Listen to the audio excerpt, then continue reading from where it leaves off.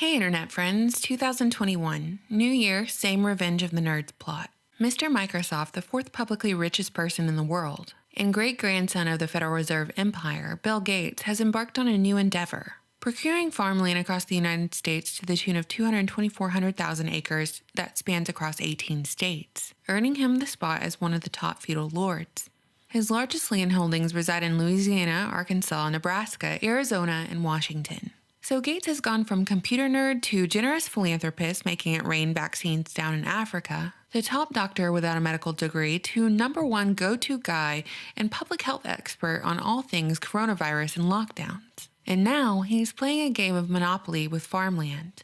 Gates has been dabbling in agriculture since the early 2000s under the banner of the Bill and Melinda Gates Foundation. As we've covered in previous videos, the Gates Foundation bought up tons of shares of the chemical-turned-agricultural company called Monsanto back in the early days of the Gates Foundation. Monsanto is best known for Agent Orange, Roundup, and other chemicals that have caused widespread death and suffering throughout the ages. But now, for some reason, because we live in the upside-down world, they have control over the world's food supply, and they genetically modify our crops with the stated purpose of producing higher yields, which means higher profit, more control, and substantially less small farmers, because they simply can't keep up with Monsanto's Frankencrop magic.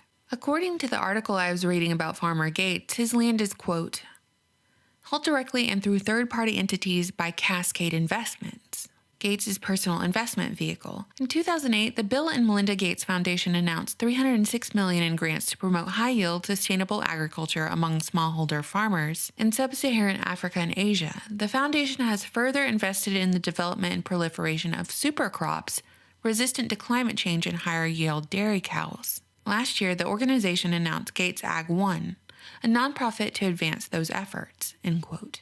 Over the last year, I've covered Bill Gates' involvement with the coronavirus and vaccine development, as well as his former statements advocating population control. We've discussed his extracurricular activities like creating his own breast milk formula, which I dubbed Bill Gates' titty milk, his endeavor to genetically modify millions and millions of mosquitoes and release them into the wild, and his financial interest in meat alternatives to fight climate change. He did all of this and didn't receive an ounce of criticism from mainstream media outlets because we also revealed that these media outlets had received funds from the Gates Foundation. And while Bill Gates makes a perfectly good supervillain, I've also demonstrated that he's just a frontman. Certainly not alone in his endeavors, but rather the face of what we've come to know as the Gates Empire. So we've got a guy who has a backdoor to every government computer through his software, a firm grip on the media coverage of his shenanigans, and a say in the health not only of this country, but of the world. And now he has control of America's breadbasket. With this new development, we must ask the question that the mainstream media won't. What exactly is the Gates Foundation using their farmland for? We can make a few guesses based on the data we've already collected about Bill Gates. Guess number 1.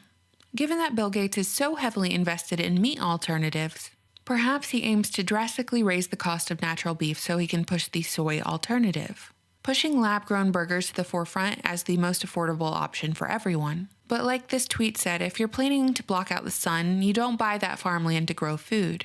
As of 3 weeks ago, Bill Gates is still on board and funding the effort to block out the sun by, quote, using a balloon to send reflective particles into the atmosphere with the hope that these would block direct sunlight to the Earth and lower the effects of global warming, end quote.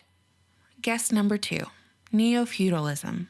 In addition to extensive land ownership being a lucrative decision for his relationship with Monsanto, buying farmland at this rate makes it difficult for farmers or homesteaders who are just beginning their lives and businesses to get a start. Instead, they'll have to farm on rented land from Bill Gates. This is nothing new. This is a business model we've seen throughout history. Guess number 3.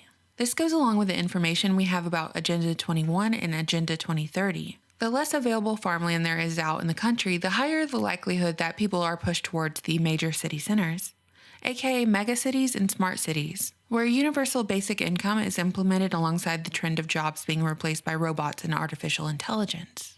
This mix creates a scenario in which the human cattle are completely dependent on the government for money and food.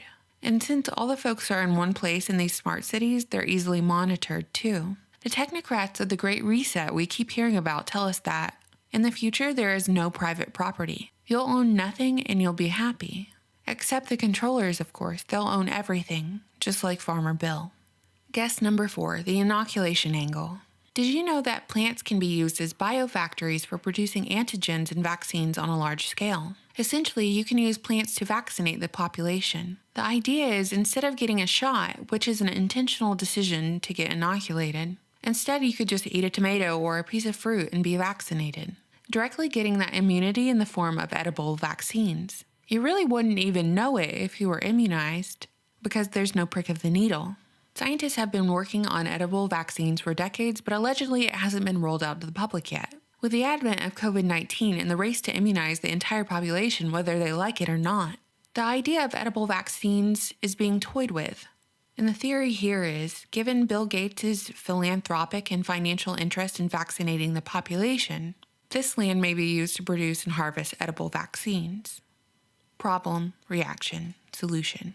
While Bill Gates' reasons for buying up this farmland have not been disclosed yet, should a man who advocates for population control while vaccinating brown and black children across Asia and Africa, a seemingly sole individual in the public eye who advocates population control so fiercely, should he have control over such a huge share of farmland?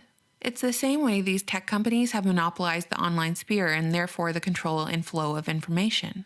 That's what it appears Bill, our new plantation owner, is doing with America's breadbasket. What do you think, Internet friends? You know I always look forward to your comments. Thank you so much for supporting my work on Patreon, watching, and subscribing to my channel, as well as following me on my other social